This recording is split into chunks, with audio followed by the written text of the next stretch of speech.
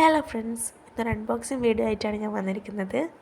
കുറേ നാളായിട്ട് എൻ്റെ മീഷോയിൽ വിഷ് ലിസ്റ്റ് കിടന്നൊരു സാധനമാണിത്.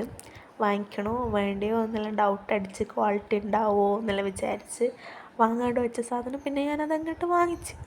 ഇന്നാണ് ഈ സാധനം എൻ്റെ കയ്യിൽ കിട്ടിയത്. അപ്പോൾ അൺബോക്സ് ചെയ്യുമ്പോൾ നിങ്ങളെയും കൂടി കാണിക്കാമെന്ന് വെച്ച്. ഇതൊരു ഹെഡ്ഫോണാണ്. അൺബോക്സ് ചെയ്യുമ്പോൾ നമുക്ക് ആദ്യം തന്നെ കൈ കിട്ടിയത് ബബിൾ റാപ്പാണ്. അപ്പോൾ പിന്നെ അത് പൊട്ടിക്കാനൊരു സമാധാനം ഉണ്ടാവില്ല.